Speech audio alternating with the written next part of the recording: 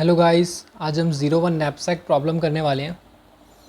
आपको knapsack variations के बारे में नहीं पता तो मैं बता दूं, नैपसैक के 3 वेरिएशंस होते हैं, 3 वेरिएशंस। कौन कौन से होते हैं? एक 01 नैपसैक होता है, एक फ्रैक्शनल नैपसैक होता है,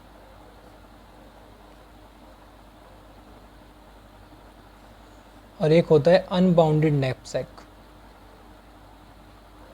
अनबाउंडेड नैपसैक, ठीक है। अब इन तीनों में डिफरेंस क्या है वो मैं आपको पहले इस प्रॉब्लम की स्टेटमेंट समझा के बताता हूँ। हमें एक वेट गिवन है। वेट क्या होता है? लाइक ये कैपेसिटी गिवन है। पहले ये समझते हैं नैपसैक किसे कहते हैं। नैपसैक आप किसी भी थैले को मान सकते हैं, है ना। कोई भी थैला हो जिसके अंदर हम सामान डाल सके उसको नैपसैक बोल देंगे, ठीक है। तो ये जो हमें कैपेसिटी दे रखी है, नैपसैक की कैपेसिटी है। अब मान लो किसी थैले की कैपेसिटी 5 किलो की है। अब 5 किलो से ज़्यादा सामान डालेंगे तो क्या हुआ? थैला फट जाएगा। तो हमें इसके अंदर सामान रखना है और एक वेट एरे गिवन है, ठीक है, और वैल्यू गिवन है। अब सपोज़ करो कि हमें इस नैपसैक को लेकर मार्केट में अपना सामान बेचने जाना है, तो हम इसके अंदर 4 वेट का सामान ही लोड कर सकते हैं। अब या तो हम 1 को लोड कर ले, या तो 4 को, या तो 5 को, है ना। और ये है उसकी कॉरस्पॉन्डिंग वैल्यू। अगर हम उसको मार्केट में सेल करेंगे तो हमें ये वैल्यू मिलेगी। तो हम क्या करना चाह रहे हैं यहाँ पे? मैक्सिमम वैल्यू अचीव करना चाह रहे हैं एक गिवन नैपसैक से। गिवन नैपसैक का मतलब आपको नैपसैक की कैपेसिटी गिवन होगी और वेट एरे गिवन होगा, और वेट के कॉरस्पॉन्डिंग किस सामान का क्या वेट है और उसके कॉरस्पॉन्डिंग क्या वैल्यू है आपको वो भी गिवन होगा। और फिर आपको बतानी है कि मैक्सिमम वैल्यू हम क्या अचीव कर सकते हैं अगर हमारा सारा सामान नैपसैक का बिक जाए। तो बिल्कुल नॉर्मल क्वेश्चन है। अगर सारा सामान बिकेगा मतलब कि नैपसैक की क्वांटिटी जितनी फुल हो जाए, है ना, तो उसमें मैक्सिमम वैल्यू कितनी आएगी? क्वेश्चन यही है। अब 01 नैपसैक और फ्रैक्शनल नैपसैक और अनबाउंडेड नैपसैक का डिफरेंस समझते हैं। 01 नैपसैक नॉर्मल है, या तो आप 4 को लेंगे या तो नहीं लेंगे, ठीक है। आपके पास 2 ही चॉइसेस है, 5 को लेंगे या नहीं लेंगे, 1 को लेंगे या फिर नहीं लेंगे। फ्रैक्शनल नैपसैक में ऐसा नहीं है। फ्रैक्शनल नैपसैक में आप फ्रैक्शन ले सकते हैं, जैसे कि 5 वेट को लेने से आपको 2 वैल्यू मिल रही है। तो अगर आप 2.5 का वेट लेंगे, 2.5 का वेट लेंगे तो वैल्यू आधी हो जाएगी, और आप 2.5 का वेट उसमें डाल भी सकते हैं। अगर आप 1 का वेट ले रहे हैं तो आपको वैल्यू 3 मिल रही है। अगर आप 0.5 का वेट लेंगे तो आपको वैल्यू 1.5 मिलेगी, ठीक है। ये होता है फ्रैक्शनल नैपसैक कि आप उसका फ्रैक्शन करके भी वेट को ले सकते हैं। फिर आता है अनबाउंडेड नैपसैक। अनबाउंडेड नैपसैक में ये होता है कि आप जैसे इसमें कोई सा भी एलिमेंट आप कितनी बार भी ले सकते हैं जब तक उसकी कैपेसिटी ना फुल हो जाए। जैसे अगर इसकी कैपेसिटी 4 है तो यहाँ पे 1 गिवन है, तो हम 1 को 4 बार डाल लें, है ना। इसमें हमारे पास अनलिमिटेड नंबर ऑफ़ आइटम्स होते हैं, इनफाइनाइट आइटम्स होते हैं। तो आप 1 वाला आइटम 4 बार डाल लीजिए, या 4 वाला आइटम 1 बार डाल लीजिए, वो आपकी चॉइस है। 1 वाला आइटम 4 बार डालेंगे तो क्या वैल्यू मिलेगी? 4 3 12, 12 वैल्यू मिलेगी।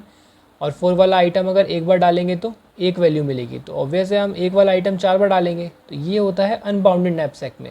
बट 01 में हम एक आइटम को 1 ही बार डाल सकते हैं, और 2 ही चॉइस होती है, या तो डाल सकते हैं या नहीं डाल सकते। ये क्वेश्चन ग्रिडी का है, ये ग्रिडी अप्रोच से बनता है। और अनबाउंडेड नैपसैक क्वेश्चन डीपी का है, और ये भी डीपी के कॉन्सेप्ट से बनता है, 01 नैपसैक। तो अभी पहले हम 01 नैपसैक को देखेंगे और इसके सारे वेरिएशंस देखेंगे, फिर उसके बाद अनबाउंडेड नैपसैक पे हम स्विच करेंगे। अनबाउंडेड ज़्यादा कुछ है नहीं इसके अंदर। 01 नैपसैक के लाइंस में, कोडिंग लाइंस में चेंज करके आंसर आराम से आता है इसका। तो पहले 01 नैपसैक को समझते हैं कि इसकी क्या इंट्यूशन है प्रॉब्लम को करने की। ये कह रहा है कि यहाँ पे स्टार्ट करते हैं 01 नैपसैक, ठीक है। अब हमारे पास कैपेसिटी है 4, तो अगर थोड़ा दिमाग लगाए तो हम 4 ले सकते हैं, नहीं तो 1 ले सकते हैं, ठीक है। 1 आ जाने के बाद कैपेसिटी कितनी रह जाएगी? 3। अब 3 से छोटा या 3 तो इसमें कोई है ही नहीं, तो हमारा थैला इतना खाली रह जाएगा और एक वाला एलिमेंट पड़ा रहेगा। तो ये वैल्यू दे देगा 3, और या तो हम पूरा थैला भर दे और फिर उससे वैल्यू हमें क्या मिलेगी 1, तो ये वैल्यू दे देगा 1। तो हम ये वाला लेना प्रेफर करेंगे जिसमें हमें वैल्यू 3 मिल रही है। और 5 के पास तो कोई चॉइस ही नहीं है, 5 तो आ ही नहीं सकता। ठीक है, तो अगर थोड़ा और ध्यान से इसको देखें, हम थोड़ा सा और ध्यान से देखने की ज़रूरत है। 4 के पास चॉइस है, या तो इसको ले सकते हैं, इंक्लूड कर सकते हैं, या तो नहीं कर सकते। ठीक है, या तो इसको एक्सक्लूड करेंगे। 5 के पास चॉइस है, या तो इंक्लूड करेंगे, नहीं इसके पास इंक्लूड करने की चॉइस नहीं है, इसके पास सिर्फ और सिर्फ एक्सक्लूड करने की चॉइस है। चॉइस क्या है, इसको एक्सक्लूड ही करना पड़ेगा, इंक्लूड नहीं कर सकते क्योंकि ये तो कैपेसिटी से ज़्यादा है ना। 5 कैसे डाल सकते हैं जब 4 का ही थैला है हमारे पास। अब 1 के पास है, 1 के पास आई और ई दोनों है, इंक्लूड भी कर सकते हैं, एक्सक्लूड भी कर सकते हैं।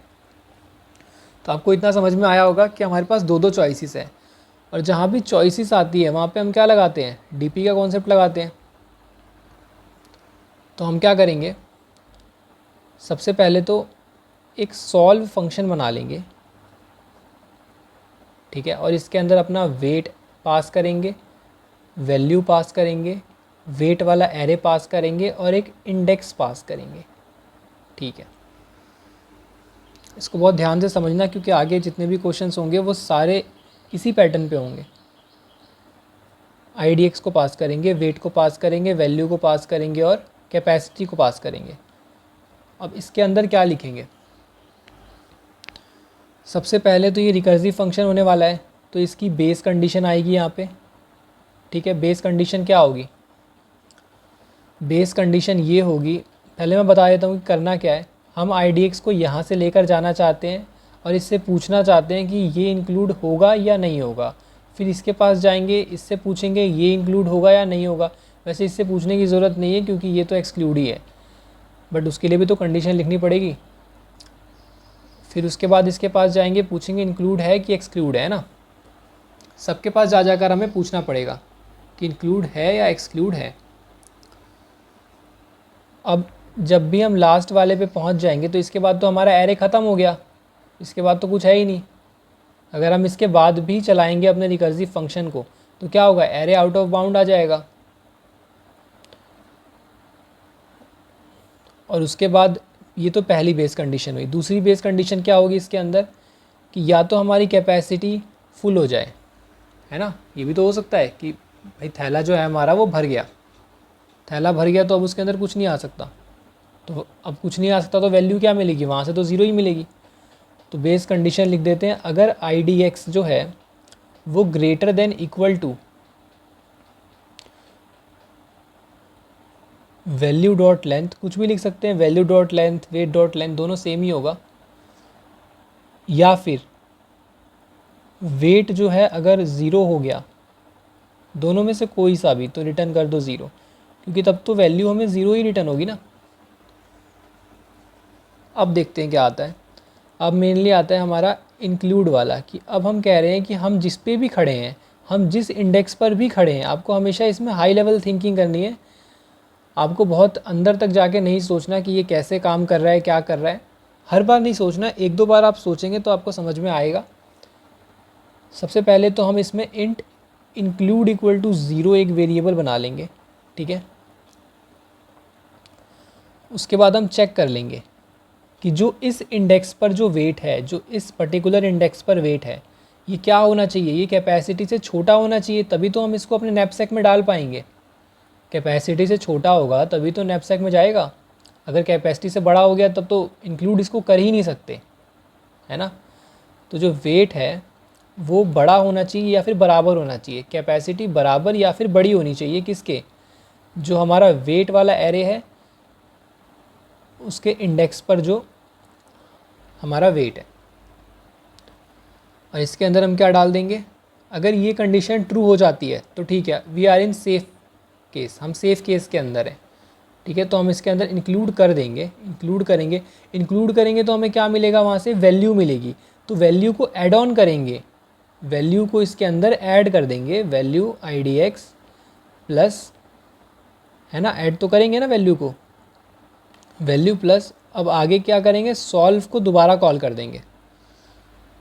और इस बार अच्छा, जब हम दूसरी रिकर्सिव कॉल करेंगे तो हम इस वैल्यू को ले चुके हैं, हम इस वाली वैल्यू को ले चुके हैं और इस वाले वेट को अंदर डाल चुके हैं। अब अंदर अगर जा चुका है ये वाला वेट नैपसैक के, तो कैपेसिटी उतनी कितनी खाली है ये भी तो निकालनी पड़ेगी, क्योंकि अगले वाले रिकर्जन के लिए तो जितनी कैपेसिटी खाली है वो तो उतने वेट के हिसाब से चेक करेगा। तो वेट में से हमें माइनस करना पड़ेगा वेट इंडेक्स को, है ना, तभी तो वो डिटरमाइन कर पाएगा कि इतना भाई जगह और खाली है वेट आने के लिए। और वैल्यू एज इट इज़ रहेगा, वैल्यू वाला एरे, वेट वाला एरे भी एज इट इज़ रहेगा और IDX 1 से अपडेट हो जाएगा, मतलब आगे वाले पे जाके कहेगा कि अब ये तो मैंने इंक्लूड कर लिया है, अब आप देख लो आपको इसको इंक्लूड करना है या नहीं करना है, कर सकते हो नहीं कर सकते हो, वो सब ये सब चेक करेगा। ठीक है, इसने अपना काम कर दिया। हमें सिर्फ एक को पकड़ के अपना केस लिखना होता है। इसके बाद हम एक्सक्लूड लिखेंगे।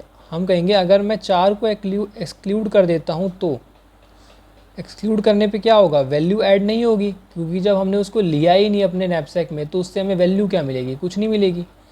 और कैपेसिटी उतनी ही रहेगी जितनी कि इस फंक्शन में थी, W, क्योंकि हमने अपने नैपसैक में कुछ भी नहीं डाला। तो W comma value comma weight comma और IDX अपडेट हो जाएगा 1 से, कि हम इसको छोड़ रहे हैं, ठीक है। आपको दिख नहीं रहा होगा, मैं वापस समझा देता हूँ इसको। Int exclude equal to solve W value weight IDX + 1। Exclude क्यों लिया, क्योंकि हमें उसको छोड़ना भी है। मैंने यहाँ पे बताया हर किसी के पास 2 चॉइसेस है, या तो उसको इंक्लूड कर सकते हैं या फिर एक्सक्लूड कर सकते हैं। तो इंक्लूड वाली कंडीशन तो समझ में आ गई, एक्सक्लूड वाली देखते हैं। एक्सक्लूड में हम वेट में से कुछ भी माइनस नहीं करेंगे, क्योंकि नैपसैक के अंदर हमने अभी कुछ डाला ही नहीं। एक्सक्लूड कर दिया तो क्या डाला, कुछ नहीं डाला, तो वेट जो था वही वेट रहेगा। और वैल्यू वाला एरे तो एज इट इज़ रहेगा हमेशा, वेट वाला भी एज इट इज़ रहेगा, और इंडेक्स अपडेट हो जाएगा अगले इंडेक्स पे। ठीक है, लास्ट में हम क्या रिटर्न करेंगे, लास्ट में हम रिटर्न करेंगे कि भाई एक्सक्लूड और इंक्लूड इन दोनों से जो भी आंसर्स आ रहे हैं उनमें से मैक्स कौन सा है। अब इसको क्यों इसमें से मैक्सिमम निकाला वो मैं आपको बताता हूँ। इंक्लूड एक्सक्लूड मैक्सिमम क्यों निकाला, इनको जोड़ा घटाया ये ऐसा कुछ क्यों नहीं किया, मैक्सिमम क्यों किया। अब इसका आंसर होने को तो ये भी हो सकता है कि क्वेश्चन में मैक्सिमम वैल्यू पूछी है तो मैक्सिमम रिटर्न कर दिया, बट इंक्लूड एक्सक्लूड का मैक्सिमम क्यों किया वो अभी मैं आपको जब ड्राई रन करूँगा तब समझाऊँगा। क्योंकि इंक्लूड वाला जो है वो अपनी कंडीशन चला रहा है, ठीक है। इंक्लूड वाला ऐसा नहीं एक्सक्लूड नहीं कर रहा, वो इस वाले एलिमेंट को इंक्लूड कर रहा है। उसके कहने का मतलब है मैं इसको इंक्लूड कर रहा हूँ, ऐसा नहीं मैं सबको इंक्लूड करता चल रहा हूँ या सबको एक्सक्लूड कर रहा हूँ, इसको इंक्लूड कर रहा हूँ। आगे इंक्लूड एक्सक्लूड कुछ भी हो सकता है। तो एक रिकर्जन में हमेशा एक सीक्वेंस बनता है, इंक्लूड कर दिया, इंक्लूड कर दिया, इंक्लूड कर दिया, इंक्लूड कर दिया, इंक्लूड कर दिया, एक्सक्लूड कर दिया, इंक्लूड किया, एक्सक्लूड किया, इंक्लूड किया, इंक्लूड किया, एक्सक्लूड किया, एक्सक्लूड किया, ऐसे करके सारे पैटर्न्स बनते हैं, ठीक है। तो हमें इंक्लूड और एक्सक्लूड दोनों लिखना होता है। अब इन सारे पैटर्न्स में से जो भी हमारा मेन फंक्शन वाला जो ये हर फंक्शन में जो भी इंक्लूड और एक्सक्लूड निकलेगा तो उसमें से मैक्स किसके साथ आया है ना, मैक्स कौन सा मिला हमें। अब आप बोलेंगे कि सबको इंक्लूड कर दो सारी वैल्यूज़ मिल जाएंगी, तो सारी नहीं कर सकते। सारी क्यों नहीं कर सकते, वेट हमारा साथ नहीं देगा, कैपेसिटी उतनी नहीं है, इसलिए ये चेक हमने लगा रखा है कि सारा तो इंक्लूड नहीं होगा। ठीक है, इतना समझ में आ गया। अब एक बार इसको ड्राई रन करके देख लेते हैं।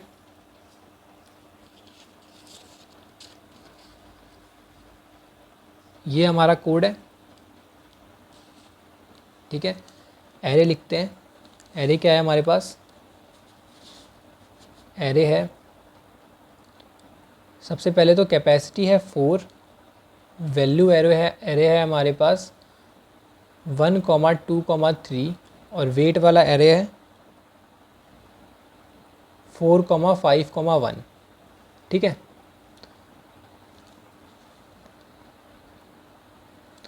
अब इसके बाद हमें क्या करना है, हमें जाके इससे पूछना है, हम इस पे खड़े हैं अभी, इस पे हमारा IDX है, ठीक है। तो हम सबसे पहले क्या करेंगे, इंक्लूड इक्वल टू 0 होगा और फिर उसके बाद हम चेक करेंगे क्या 4 जो है वो इससे बड़ा या फिर बराबर है। हाँ बराबर है, तो इंक्लूड में क्या होगा, इंक्लूड में स्टोर हो जाएगा 4 की वैल्यू 1 प्लस, हमने इसको इंक्लूड कर लिया और फिर सॉल्व कर दिया, सॉल्व को कॉल कर दिया वेट माइनस वेट के लिए, मतलब कि 4 माइनस 4 के लिए, तो 0 के लिए। ये W कैपेसिटी है माइनस वेट इंडेक्स, इंडेक्स क्या है 0, अभी के लिए तो इंडेक्स 0 है, तो 0 वैल्यू एज इट इज़ रहेगी, वेट एज इट इज़ रहेगा और इंडेक्स 1 हो जाएगा। ठीक है, अब ये कॉल होगा, अब इसको देखते हैं। तो ये कॉल होके क्या रिटर्न करेगा, आप खुद सोच के बताइए। W 0 हो चुका है ना, तो ये वाली बेस कंडीशन हिट हो जाएगी, तो ये रिटर्न कर देगा 0। ये कहेगा मैं तो 0 हो गया, तो इंक्लूड की वैल्यू 1 आ गई, इंक्लूड करके हमें 1 मिला। अब एक्सक्लूड करते हैं, एक्सक्लूड इक्वल टू सॉल्व, ये कहेगा 4 को हटा दो यार, 4 नहीं चाहिए, 4 बहुत ज़्यादा है, हमारी जो कैपेसिटी है उसको 4 ही रहने दो, अभी हम कुछ नहीं डाल रहे उसके अंदर, और वैल्यू को भी ऐसी रहने दो, वेट को भी ऐसी रहने दो, बस चुपचाप आगे चलो। इंडेक्स हमने 1 कर दिया, तो इंडेक्स अपडेट होके इधर आ गया IDX। अब इसके पास जाएगा, अब तो बेस कंडीशन हिट नहीं होगी क्योंकि अब तो वे पूरी कैपेसिटी बची है हमारे पास। ठीक है, तो अब देखते हैं क्या होगा। अब ये वाला फंक्शन हम रन करते हैं इधर की साइड, तो सॉल्व दोबारा रन होगा और इंट इंक्लूड इक्वल टू 0 दोबारा इंक्लूड इक्वल टू 0 होगा। आप ये बिल्कुल मत सोचना कि इंक्लूड इक्वल टू 0 लिखा है तो इंक्लूड एट लास्ट भी तो 0 ही हो जाएगा और कुछ यहाँ पे मिस हो जाएगा। मिस कुछ नहीं होगा क्योंकि रिकर्जन चलते चलते पहले वो यहाँ तक पहुँच जाता है और फिर यहाँ से सारी कॉल्स वापस आना शुरू होती हैं। ठीक है, इसके बाद इंक्लूड इक्वल टू 0 हो जाएगा। W कैपेसिटी क्या है 4, 4 क्या ग्रेटर देन इक्वल टू 5 है, 5 है ना हमारा इस वाले इंडेक्स पे, तो 5 तो नहीं है, तो इसके अंदर नहीं जाएगा। यहाँ पे हमने अवॉइड कर दिया इंक्लूड की कंडीशन को, क्योंकि 5 के पास इंक्लूड की जैसी कोई चॉइस नहीं है, उसके पास सिर्फ एक्सक्लूड है। ठीक है, तो सॉल्व, अब एक्सक्लूड कॉल हो जाएगा इसके लिए। सॉल्व ये कहेगा भाई मैं 5 को नहीं ले सकता, बिल्कुल नहीं, 4 को वापस पास कर दो, वैल्यू को एज इट इज़ रखो, वेट को एज इट इज़ रखो और इधर 2 पास कर दो। ये खुद 1 पे था, ये 2 पे आ गया, IDX यहाँ पे आ गया। ठीक है, अब IDX इधर आ चुका है 1 पे। अब दोबारा इंक्लूड इक्वल टू 0, क्योंकि बेस कंडीशन तो अभी भी हिट नहीं हुई, अभी IDX 2 है ना, 3 कहाँ हुआ, 3 होगा तब हिट होगा, या फिर वेट जो है, जो कैपेसिटी है वो 0 हो जाएगी। तो इंक्लूड इक्वल टू 0, अब यहाँ पर क्या होगा, हमारे पास 4 है कैपेसिटी, तो 4 क्या ग्रेटर देन इक्वल टू 1 है, हाँ बिल्कुल कंडीशन ट्रू है, तो इंक्लूड कर सकते हैं इसको।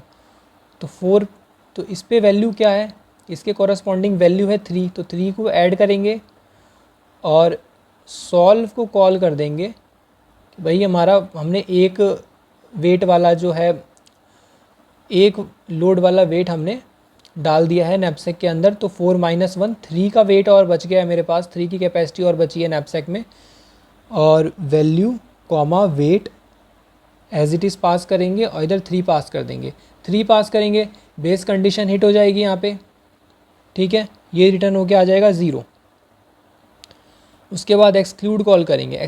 अब इंक्लूड के पास आप देखो 3 आ चुका है, एक्सक्लूड के पास देखो क्या आता है, एक्सक्लूड के पास आएगा सॉल्व, ये कहेगा कि मैं नहीं, मेरे को 1 भी नहीं चाहिए, मैं 1 को भी नहीं लूँगा, ये सबको एक्सक्लूड कर रहा है, मेरा 4 ही रहने दो कैपेसिटी, और वैल्यू और वेट और इधर 3 कर दो, तो ये भी 0 आ गया, 0 आ गया क्योंकि 3 है ना, और 3 यहाँ पे हिट हो जाएगी, बेस कंडीशन वापस कॉल होगा तो रिटर्न 0, ये भी 0 आ गया।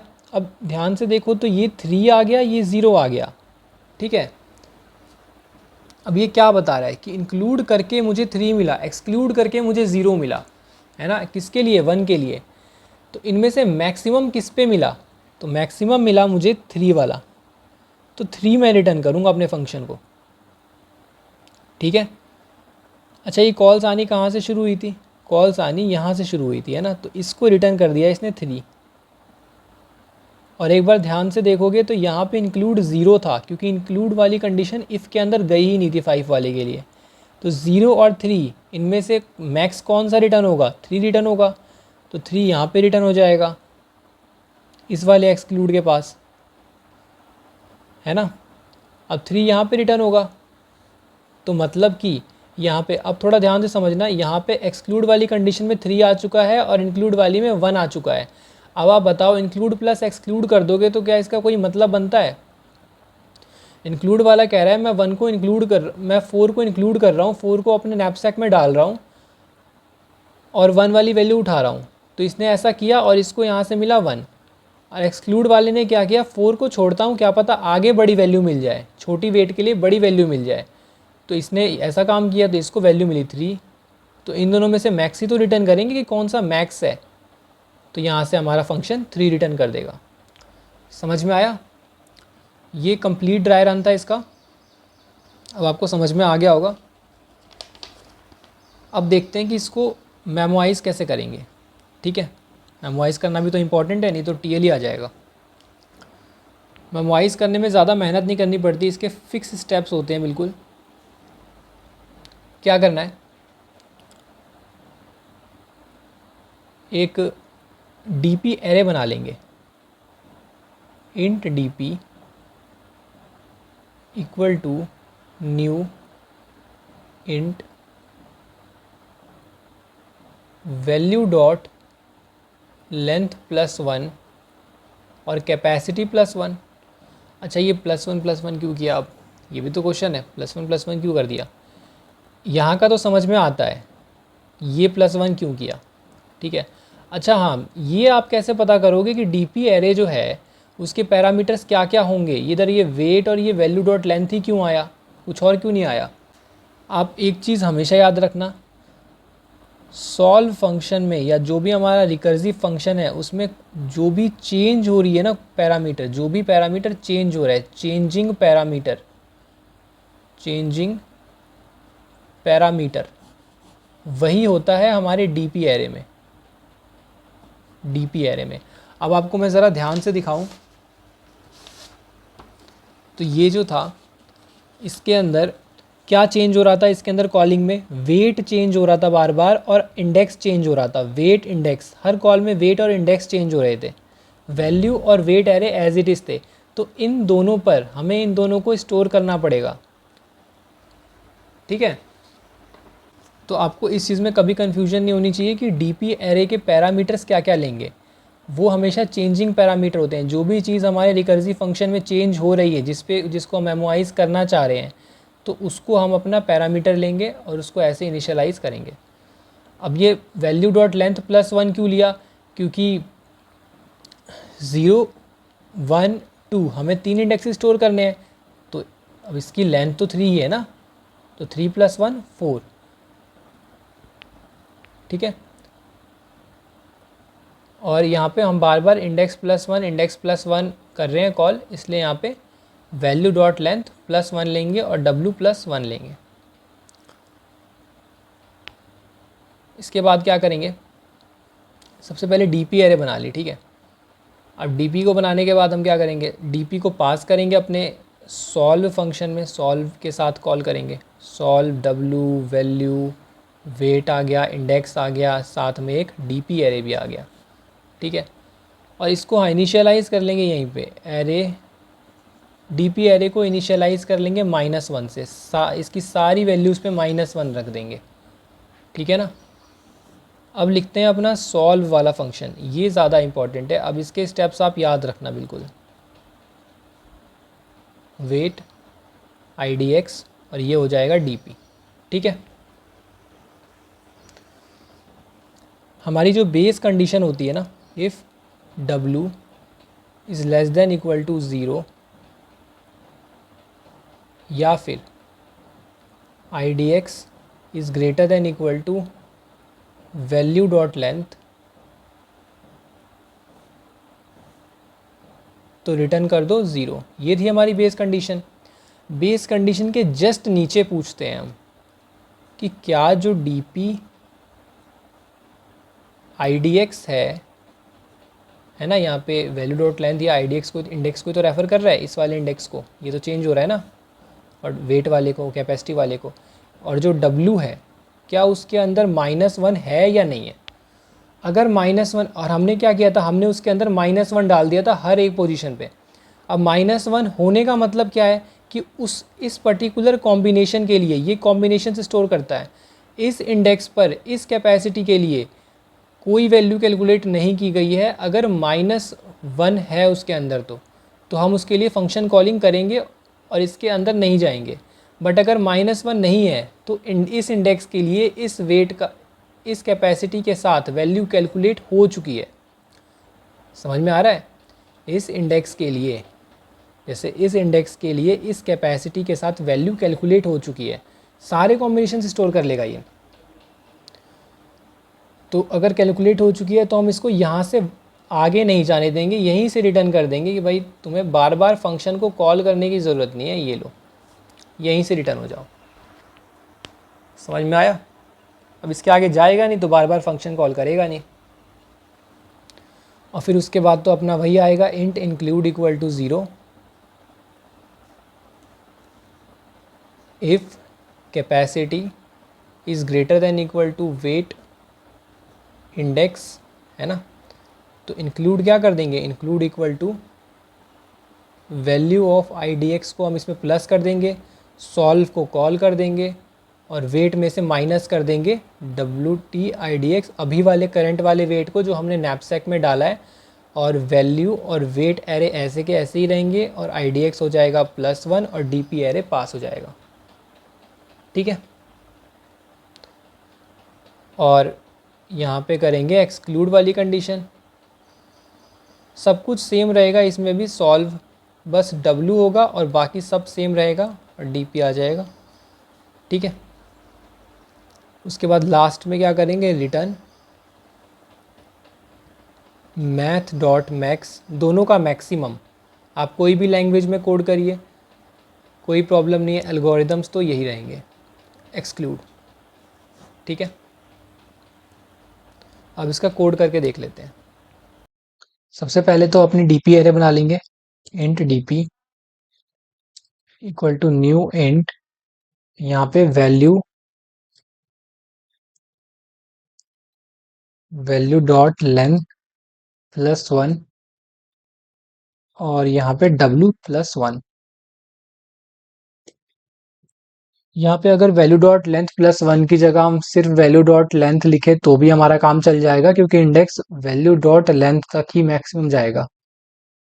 और यहाँ पर W+1, और बस ये सेफ रहने के लिए हम एक इंडेक्स आगे तक का एरे बना लेते हैं, क्योंकि बनाने से कोई प्रॉब्लम भी नहीं है। और W+1 हमारा लिखना मैंडेटरी है, क्योंकि अगर वेट 8 हुआ तो 8th index must be there, 8th index होना चाहिए हमारे डीपी एरे में। तो 8th इंडेक्स कब होगा, जब एरे का साइज 9 होगा, क्योंकि 0 to 8 इंडेक्सेस 9 काउंट होते हैं। ठीक है, इसके बाद अपने डीपी एरे को हम क्या करेंगे, फिल कर देंगे -1 से, हर एक पोजीशन को हम फिल कर देंगे -1 से। तो डीपी हमने सारे रोज को एक्सेस कर लिया और इसमें लगा देंगे arrays dot fill row comma -1। ठीक है, तो हमने अपनी सारी रोज को -1 से फिल कर लिया। अब क्या करेंगे, अब अपना स्टेटमेंट लिखेंगे, रिटर्न सॉल्व, एक सॉल्व फंक्शन अभी इंप्लीमेंट करेंगे जो हमें सब कुछ सॉल्व करके दे देगा। W value capacity value array and weight array as it is pass कर देंगे और एक इंडेक्स पास करेंगे कि 0 से कैलकुलेट करना शुरू करना तुम। ठीक है, अब यहाँ पे एक स्टैटिक फंक्शन है तो हम ये वाला फंक्शन भी स्टैटिक ही बनाएंगे, पब्लिक स्टैटिक इंट सॉल्व। क्या क्या आएगा, इंट कैपेसिटी आएगी सबसे पहले तो, फिर इंट वैल्यू एरे आएगा, फिर इंट वेट एरे आएगा, फिर इंट इंडेक्स आएगा। ठीक है, बेस कंडीशन क्या आती है, इफ IDX अगर index equal to value dot length हो जाए, या ग्रेटर देन इक्वल टू भी लिख सकते हैं, वही लिख देते हैं, ग्रेटर देन इक्वल टू ज्यादा सेफ रहता है, या फिर जो कैपेसिटी है नैपसैक की वो 0 हो जाए, तो रिटर्न क्या कर देंगे, रिटर्न कर देंगे 0, वहां से हमें कोई मनी नहीं मिलेगा, कोई वैल्यू गेन नहीं होगी। इसके बाद हम क्या करेंगे, एक इंक्लूड वेरिएबल बना लेंगे, इंट इंक्लूड इक्वल टू 0, और अब इसको हम चेक कर लेंगे कि हमारा जो करंट इंडेक्स पे जो वेट है, जो भी वेट हमारा करंट इंडेक्स पर है अभी, क्या वो वेट कैपेसिटी से बड़ा है, छोटा है, क्या है? अब वेट को क्या होना पड़ेगा, कैपेसिटी से छोटा या फिर उसके बराबर होना पड़ेगा, तभी तो उस वेट को पकड़ के हम अपने नैपसैक में डाल पाएंगे। अगर कैपेसिटी छोटी हो गई, कैपेसिटी कम पड़ गई, मतलब अगर कैपेसिटी कम है तो वेट उसके अंदर जा ही नहीं सकता। तो W must be greater than equal to WT, weight वाला एरे IDX के पोजीशन पे। अगर ये है तब इंक्लूड में हम ऐड कर देंगे अपनी वैल्यू को, वैल्यू जो कि IDX पर है, और कॉल कर देंगे अपने सॉल्व फंक्शन को वापस से W। अब इसमें हमने वेट को डाल दिया क्योंकि हमने उसकी वैल्यू यहाँ पे ऐड ऑन कर दी, तो वेट मतलब हमने नैपसैक में डाल दिया, तो उसकी कैपेसिटी क्या हो गई होगी, कम हो गई होगी अब, क्योंकि कुछ वेट जा चुका है। तो कितनी कम हो गई होगी, WT/IDX, जितना वेट होगा उतनी कम हो गई होगी। तो कम करके पास किया, और वैल्यू एरे तो एज इट इज आएगा, और WT एज इट इज आएगा, और इंडेक्स +1 से अपडेट हो जाएगा। इसके बाद एक्सक्लूड वाला वेरिएबल बना लेते हैं, int exclude equal to solve function direct लिखेंगे, वैल्यू कुछ ऐड नहीं होगी क्योंकि हम उसको छोड़ रहे हैं, और W भी एज इट इज पास हुआ। कैपेसिटी कम क्यों होगी, जब उसके अंदर कोई हमने वेट डाला ही नहीं नैपसैक में। Value and weight as it is रहेंगे, फिर IDX +1 से अपडेट हो जाएगा आगे। अब यहाँ से हम रिटर्न कर लेंगे math.max include comma exclude, include exclude में से जो भी मैक्सिमम होगा वो रिटर्न हो जाएगा। अब डीपी एरे का यूज कर लेते हैं। अब डीपी एरे यहाँ पर हमने यहाँ पे इनिशियलाइज करी है, इसके अंदर पास नहीं किया, तो यहाँ पे डीपी पास कर लेते हैं। यहाँ पर भी इंट डीपी, ओके।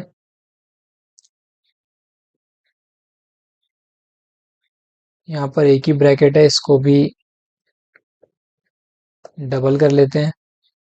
अब डीपी एरे हमारे पास आ चुका है, तो हम कहाँ पूछते हैं इससे, जस्ट बेस कंडीशन के जस्ट नीचे हम इससे पूछेंगे कि क्या इसकी पोजीशन पे -1 है या नहीं है।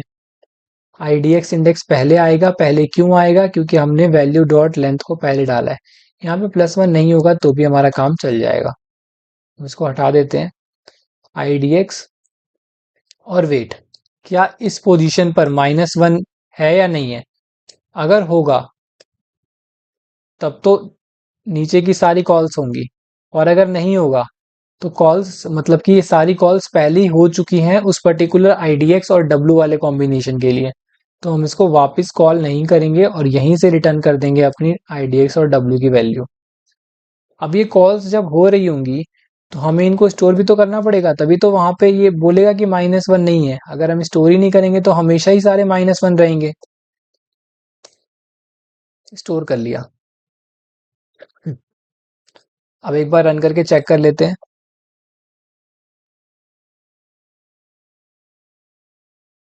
यहाँ पे हमने डीपी एरे को पास नहीं किया, डीपी एंड डीपी। अब एक बार रन कर लेते हैं।